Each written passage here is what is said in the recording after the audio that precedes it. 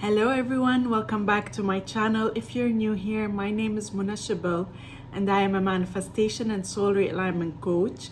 My channel is geared towards helping you become your highest potential so that you can create and live the extraordinary life that is your birthright.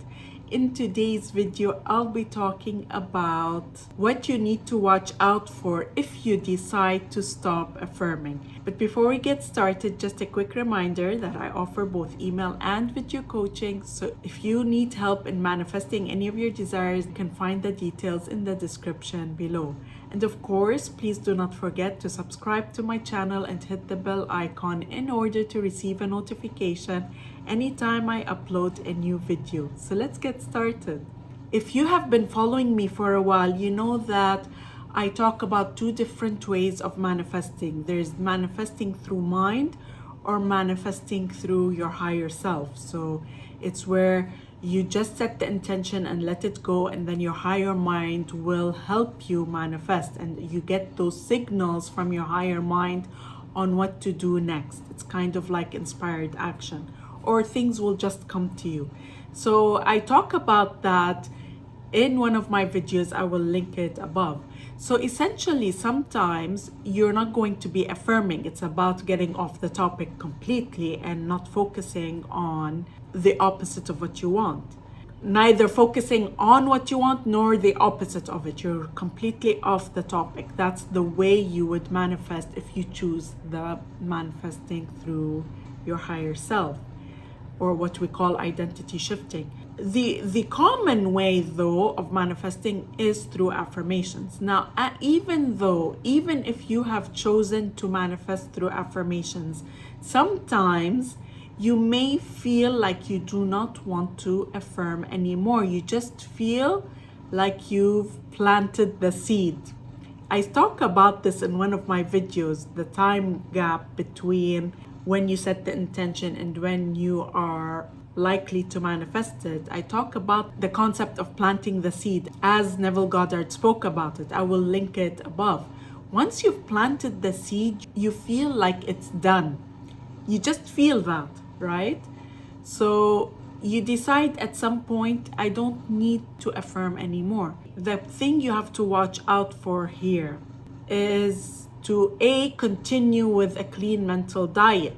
So if you're thinking about what you want in alignment with what you want, then that is perfectly okay. The other thing is when you go back into your opposing thoughts. That's where you need to watch out.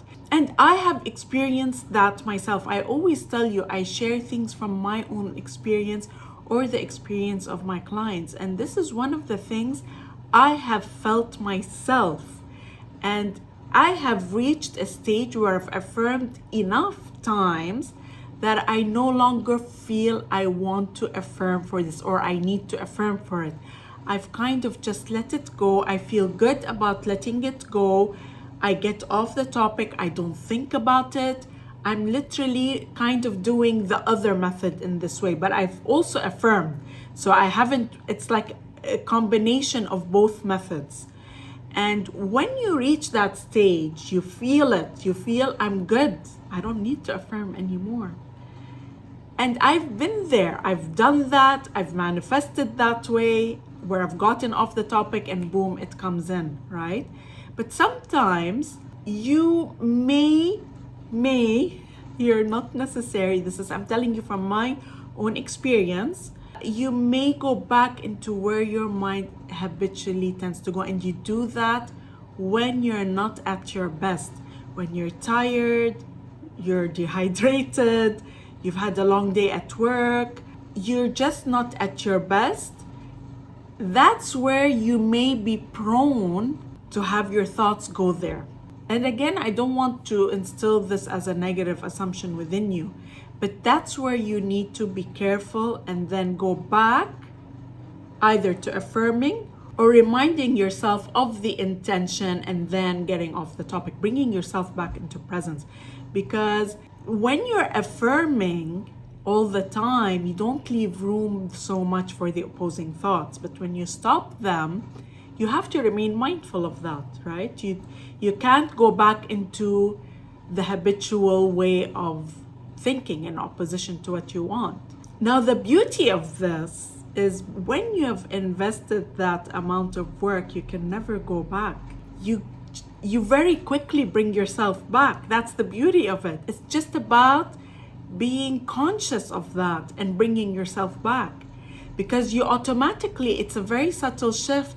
When you've done enough affirmations, it's a very subtle shift. You find it easy to get back. You find it easy to bring yourself back into the state of the wish fulfilled.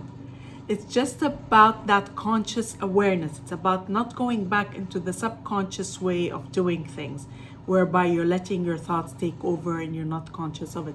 And like I said, it tends to happen when we're a bit depleted.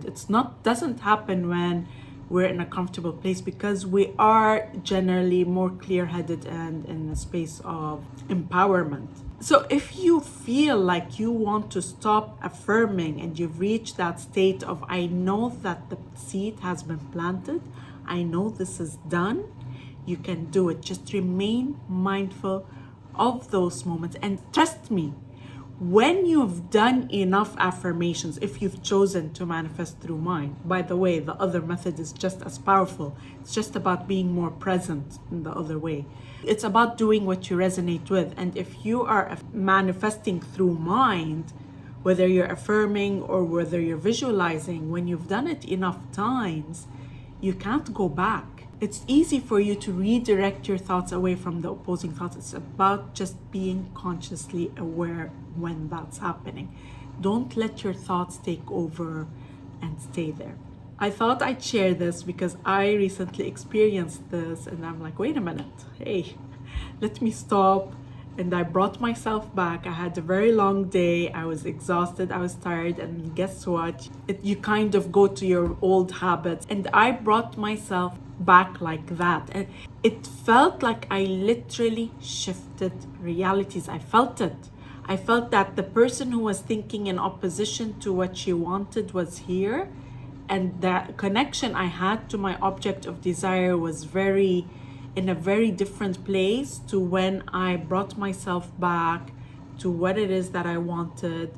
And I found myself very quickly reconnected to the state of the wish fulfilled. It felt very accessible because of all the affirmations I had done in the past around this topic. I hope you liked this video. If you did, then please like, comment, and share, and I look forward to seeing you again in the next video.